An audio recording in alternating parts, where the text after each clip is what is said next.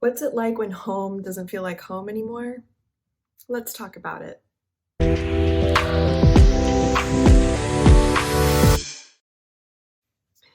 I sat with this topic for a little while, not sure how to put it into words. And then last weekend, I decided to sit down and write a blog post, which I've linked below.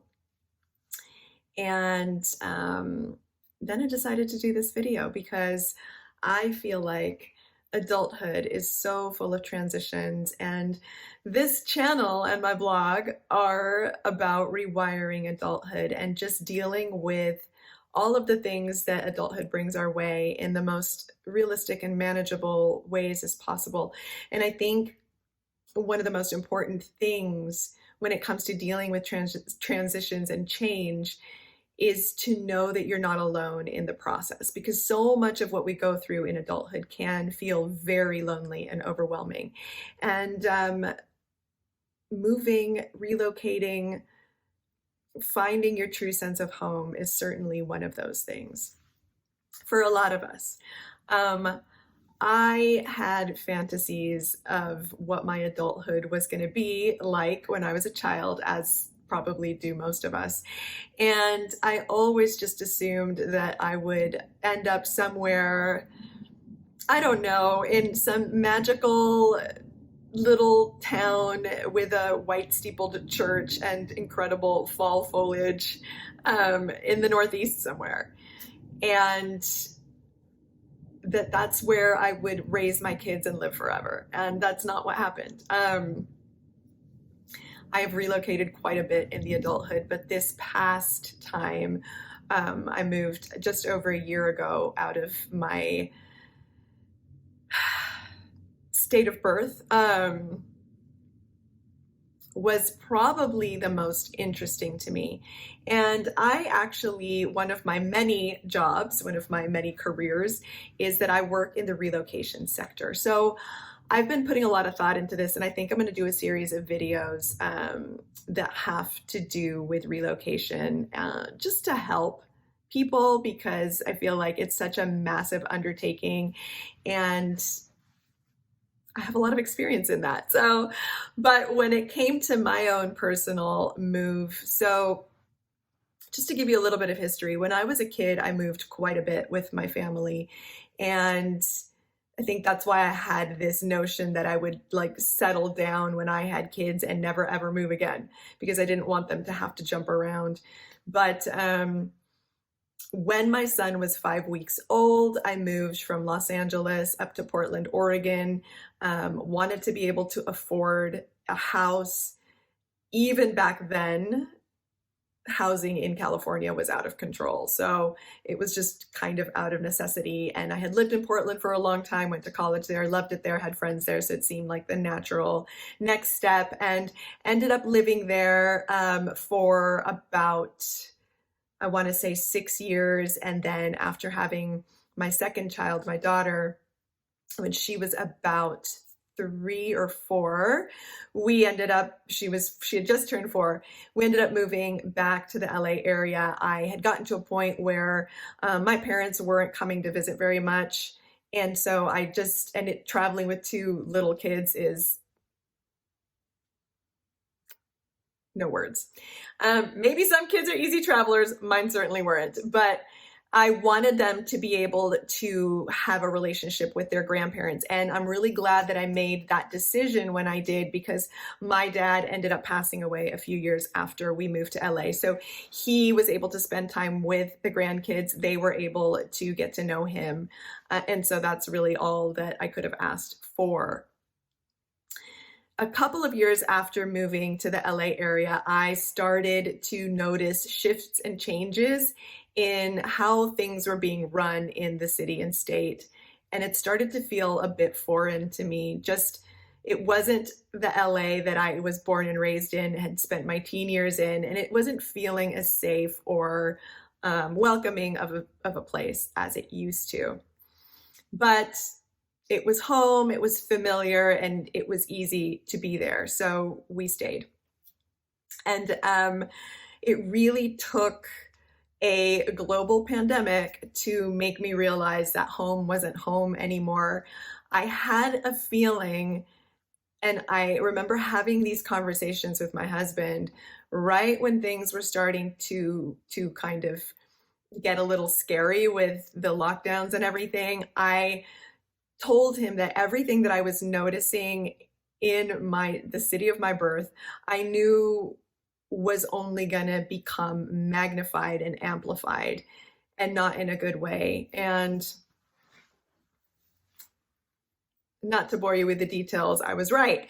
So there were just so many things that happened. And even, halfway through the pandemic, the rent on this little house that we were living in got raised astronomically.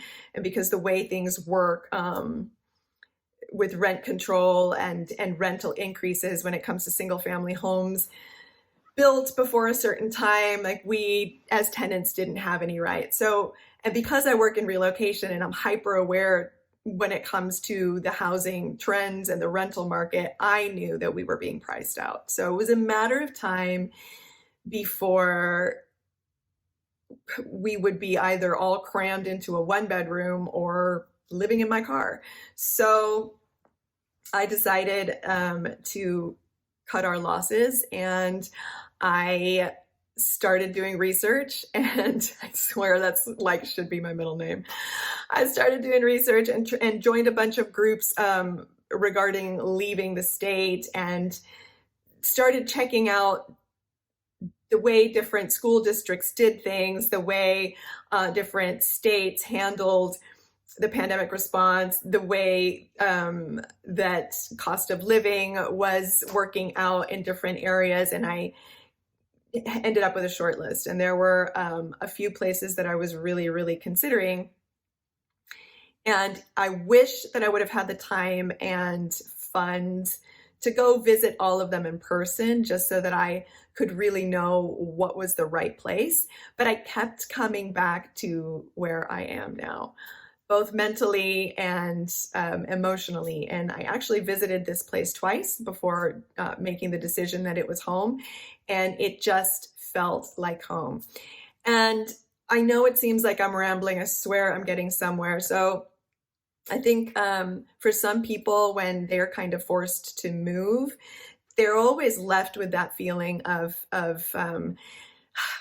sometimes I can't think of the word in English that I'm trying to convey, but in Spanish, the word is añoranza, which is kind of like, it's just like a homesickness, like a melancholy, a missing of a place that you can no longer return to. Clearly, I can return to my old city whenever I want, but I'll never return to how it used to be, which I think is what I miss. But every time that I traveled, when I was in college, post-college, when I moved the first time to go up to Oregon, I always ended up having a lot of homesickness for LA. And this time I don't. And I just find it interesting. I don't know, like I just always genuinely knew that was my home. I was like a homing pigeon. I knew I would go back. I wanted to go back. I'd see clips of it on, whatever the popular show of the day was, whether it was The Hills or whatever. And I'd feel like pangs of, home. And I don't feel that way anymore. And I went back to visit family for a couple of days a few weeks ago, and it just didn't feel like home at all. It was unrecognizable to me, and I was uncomfortable. And that's just not something I've ever felt when going home. So going home isn't going home to me anymore. Coming home to where I am now, this is home. And I drive around the streets here, and the sense of home and peace that I feel is really honestly something I haven't felt in a very, very long time. So why am I talking about this? And why am I playing with my sweatshirt that's on the floor? Talking about this because I just feel like this is one of those moments that can feel overwhelming and really lonely. Like I said, I work in relocation, so I work with people that are moving for a living, and I can tell with a few of them, sometimes that sense of overwhelm is there. They don't quite know where to begin with their search. And so it feels good knowing that I've been there, done that. And, kind of convey to them that they're not alone in this process. It's daunting, it's overwhelming. Moving is stressful no matter what, but sometimes taking that leap is the best thing you could ever do. Sometimes it's not going to be great and you'll want to go back to where you came from. But I think if you don't allow yourself to open those new chapters, if you have the ability to,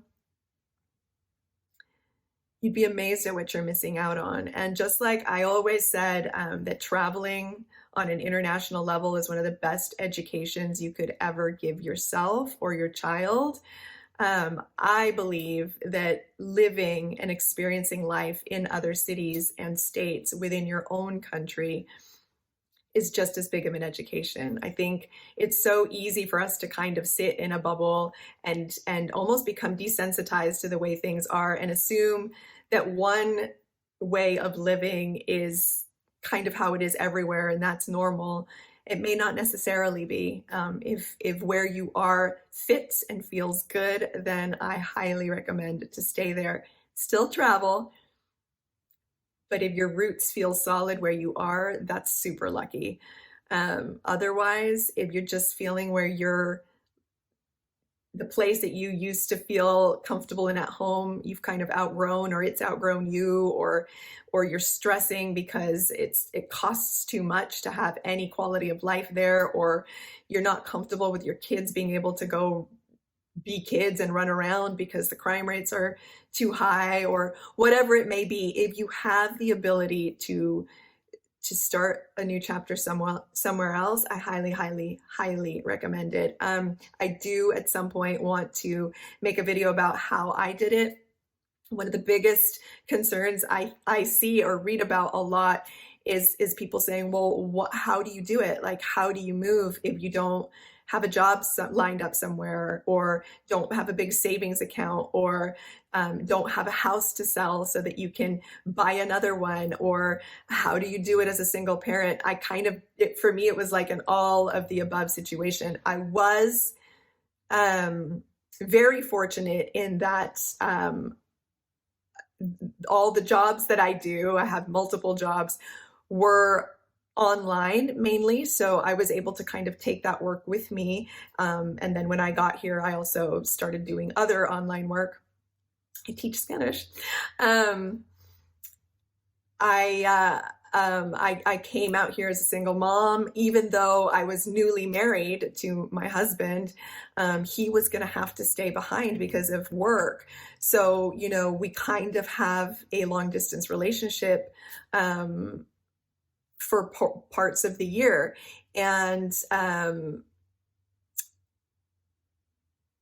I didn't have clearly a house to sell or a large savings account, and I was able to do it. And I almost lost my mind at the last month or so prior to coming, because I wasn't 100% sure it was going to work out. I wasn't really communicating that this was a thing that was going to happen to too many people, aside from my husband and my ex-husband, who's the father of my kids, because clearly he had to be in agreement and all of that. Because I don't like to speak about things until they're set in stone. And it was the craziest thing. And because there's been such an exodus from the state, like, I knew that I had to get all my ducks lined up, because getting any type of U-Haul truck or mover was virtually impossible at the time. And, anyways, it was nuts, but I did it. And I'd love to share how I did it. But anyway, this video is really just me commiserating with any of you who are on the fence about whether you should leave your hometown if it just doesn't feel right to you anymore. Will you find a place that feels good? And yes, I'm telling you, you will. You can. I think we need to listen to our gut. Such a super important thing to do, especially in the adulthood, is listen to your gut, that your instincts are not going to lie to you. If it's time to move on, whether it's a geographical location, a relationship, a job, do it. we really, not to sound cheesy, but you really only do live once. And so the older you get, the more your mortality stares you in the face. And the more I think you need to have that impetus to move forward, take that leap of faith and do what feels right to you. And you will benefit from it. And if you have kids, they will too. So I hope that if any of you are going through this type of major life transition, I hope this helps. Please leave me a comment below if you're about to move, thinking of moving, have moved, what your thoughts are, what you've done, what you're looking forward to. Click like, subscribe, share, hit the notification bell. I haven't said that one before. And let's keep rewiring adulthood together. I'll see you next time.